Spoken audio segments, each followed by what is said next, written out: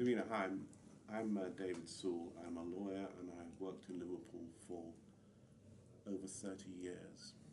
You've asked me two things.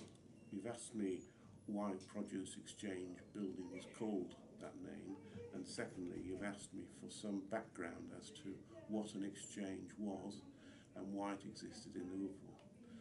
I think to start with, I have to probably go back and look at the history of Liverpool as a trading city, and it has to be appreciated. It's important, especially at the outset of the 19th century. 200 years ago, Liverpool catered for 40% of the trade of the whole world.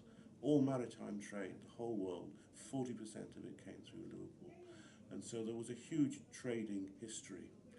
Now, an exchange was a place where traders who dealt in a specific item would meet to buy and sell their goods.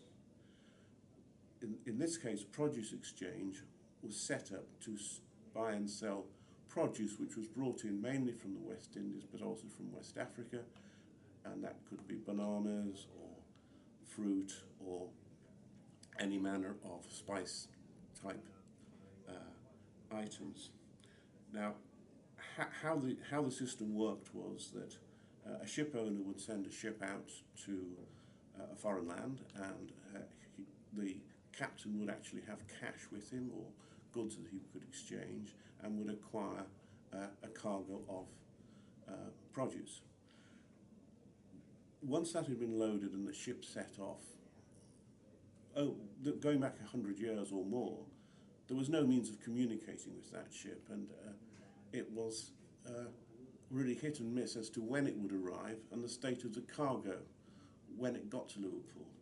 And so if the ship owner wanted to raise cash, he could trade those goods.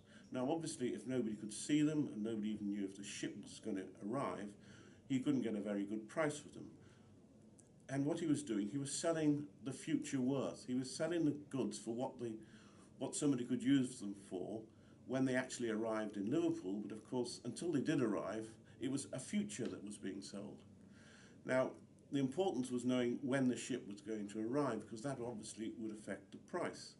And there was a means of finding that out long before radio signals were invented.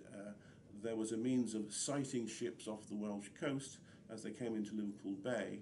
And of course, once they were sighted, then the price could hugely rise. Secondly, once the goods arrived in Liverpool, an agent would go and inspect them and then return to the ship owner, and if he knew they were in good condition, again they would rise. Now, the ship owner would then seek to sell the goods, and he would sell them in an exchange. An exchange was set up for each different type of goods, and the people who could buy and sell in them had to be members of the association. So there would be a produce association with traders.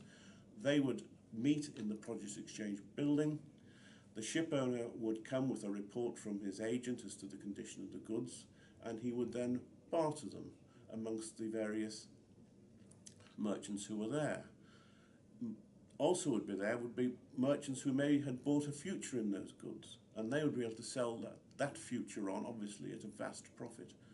And that's how the fundamental merchant trading in Liverpool set off at the outset and ran through until modern technology overtook the need for everybody to stand together, bartering in a room. Oh. How does that sound?